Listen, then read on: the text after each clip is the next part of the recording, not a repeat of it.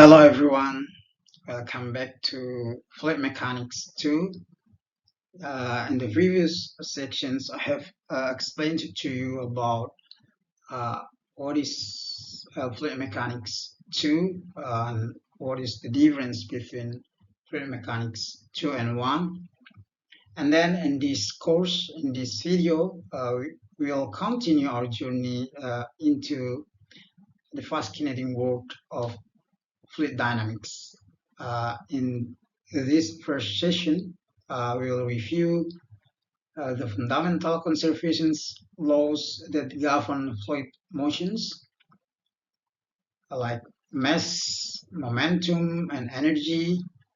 And then we're going to explore how these conservation laws apply to real engineering systems.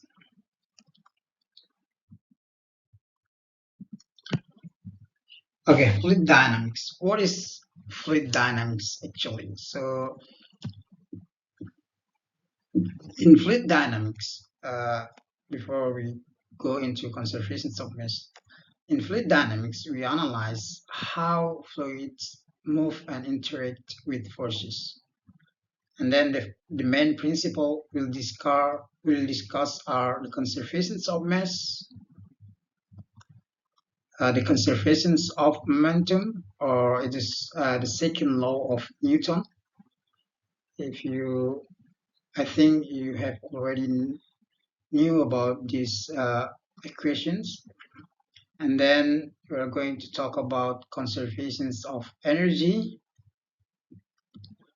and Euler equations and Bernoulli equations. Actually, conservations of mass, conservations of momentum, conservations of energy, these are the foundations for driving key equations. And we need to understand the relationships about these three conservations to help us predict how fluids behave in systems like turbines, pump, and pipes. So based on these three conservations law, we simplify into Euler equations and then Bernoulli equations, and we use these two equations for some cases in mechanical engineering problems like piping system, designing the blade of hydro turbine, wind turbine, and also we use these two equations to choose the type of pump that we need to use, also the type of compressor, for example. So that's why I think understanding fluid dynamics and these five things will help you as a mechanical engineer to be a better engineer, especially when we talk about fluid mechanics.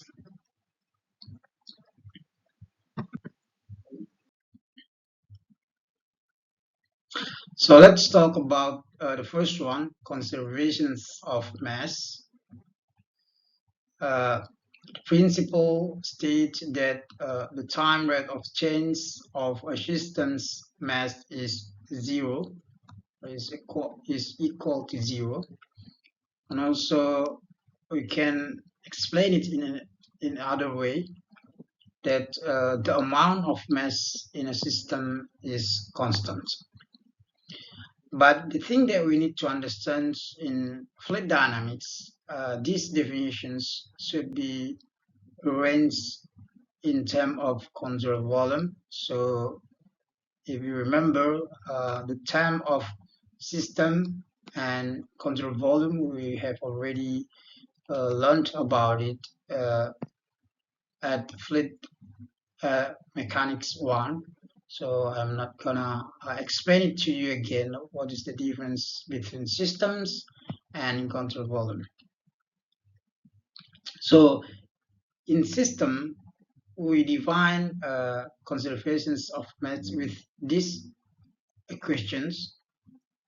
You can see here where the change of the system mass is 1, and the time rate is this one. It will be equal to 0, or you can also say that the time rate change of the mass of the system coincidence system.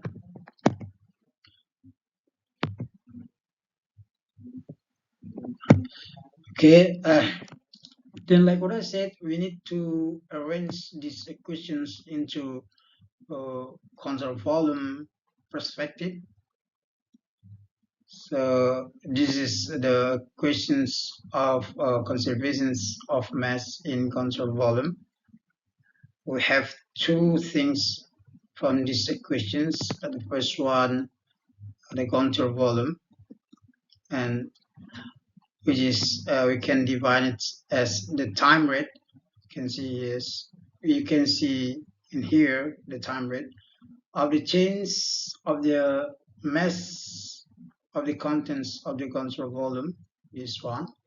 And then we also have a control surface, which is, we can define it as the net rate of mass flow through the control surface. And the additions between these two equations will be equal to 0.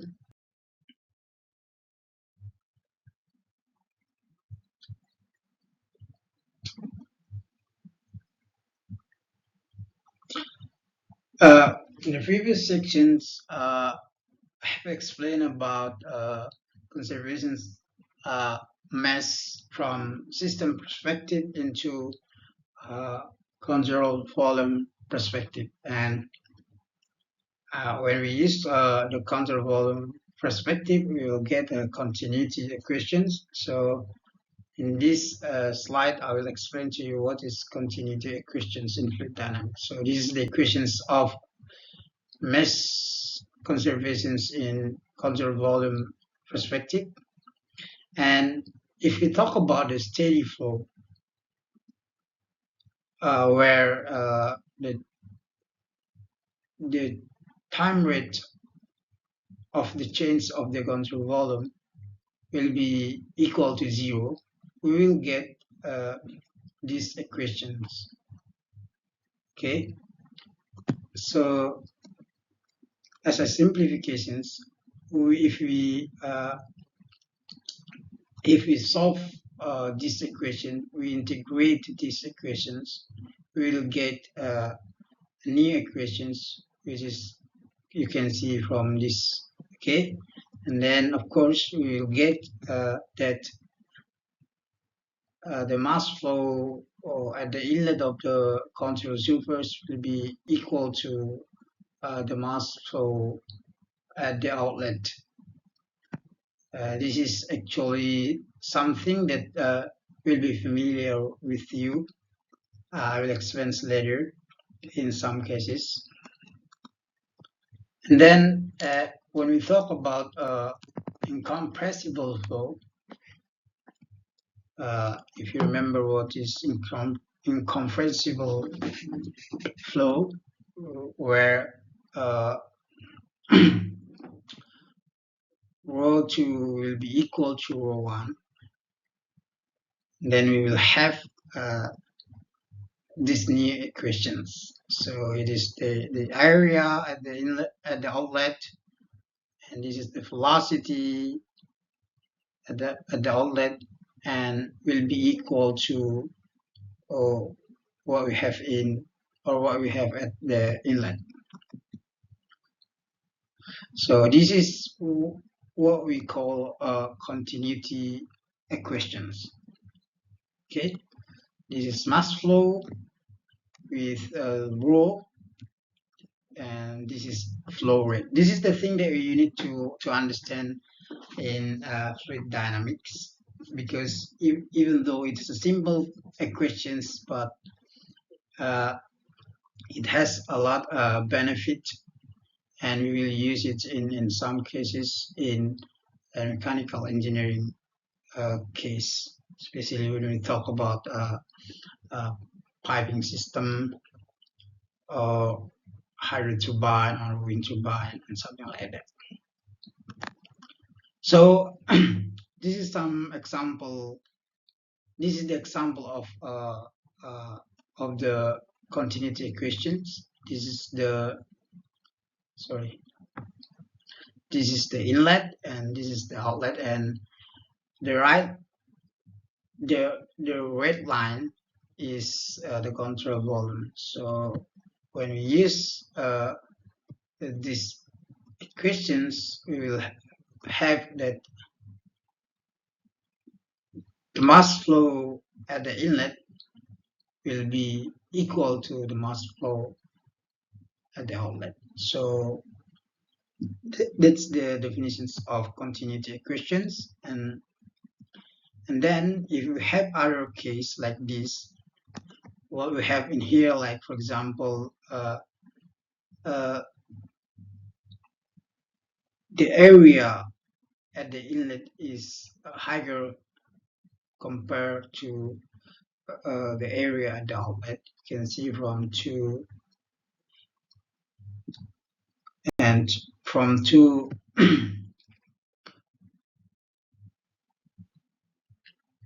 from 2 meter quadrat into 1 meter quadrat.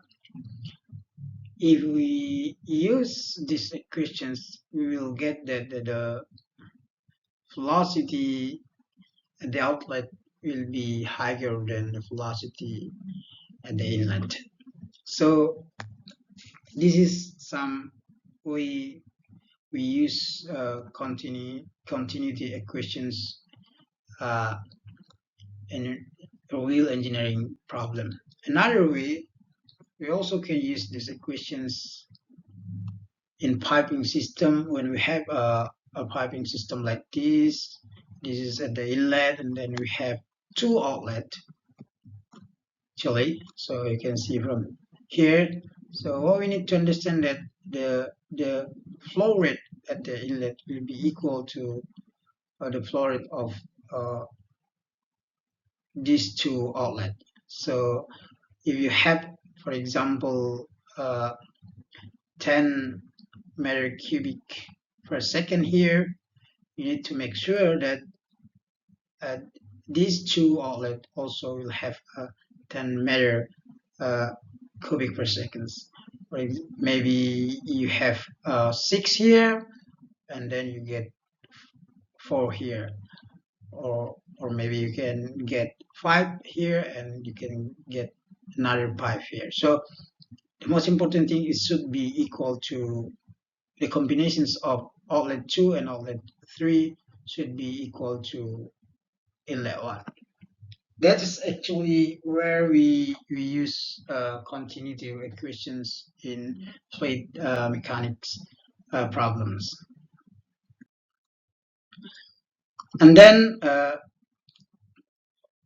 to have a better understanding about continuity equations or conservations of mass in fluid dynamics, we'll have an example.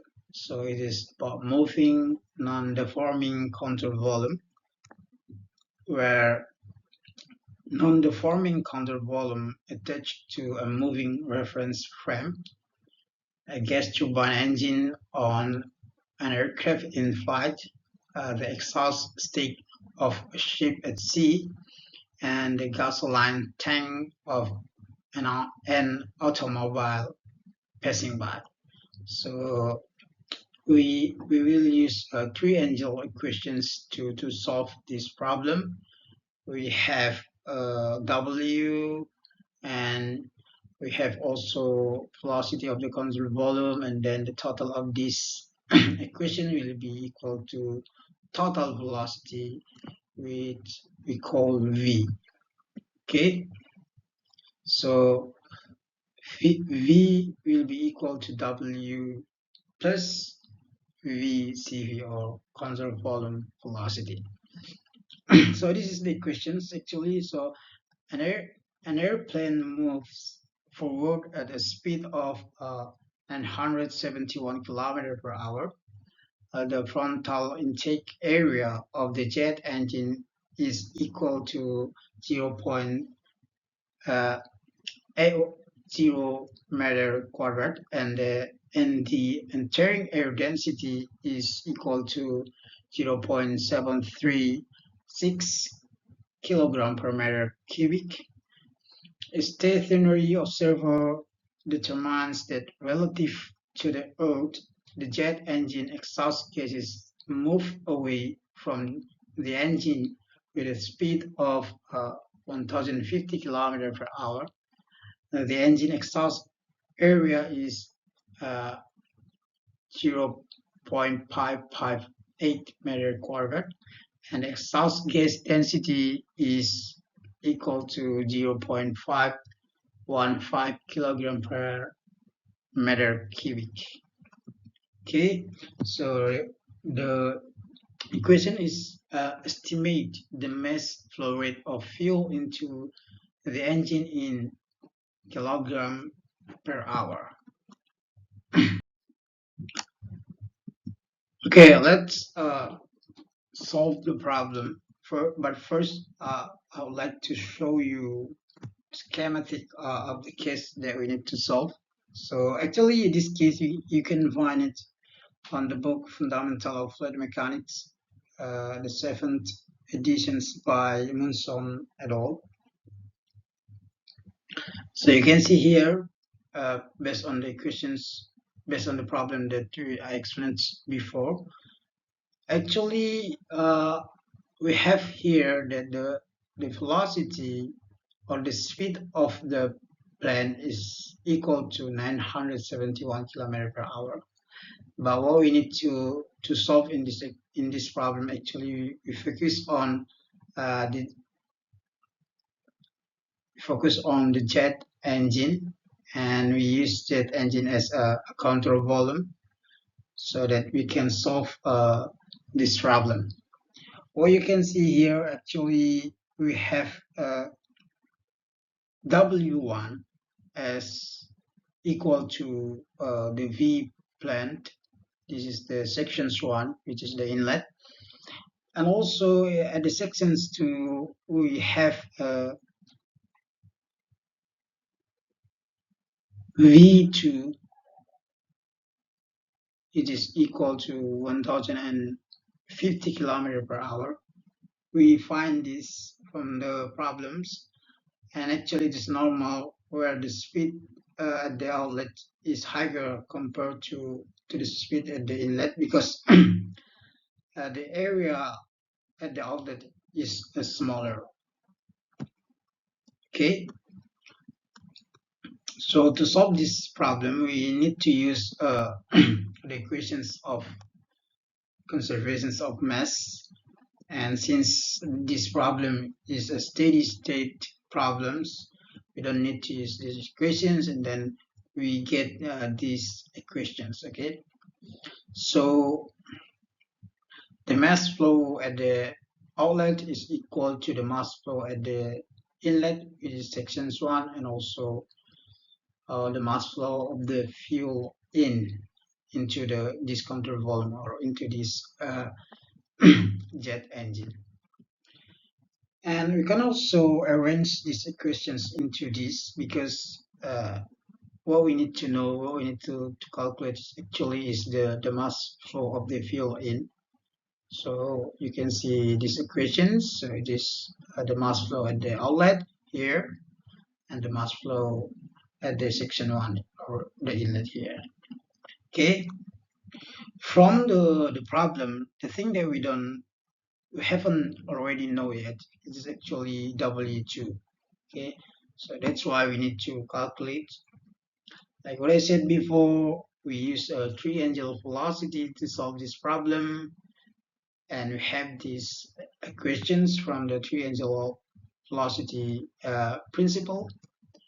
And since you have already know V2, and also we have already know V plane, then we get W2, the relative velocity is equal to 2021 kilometers per hour.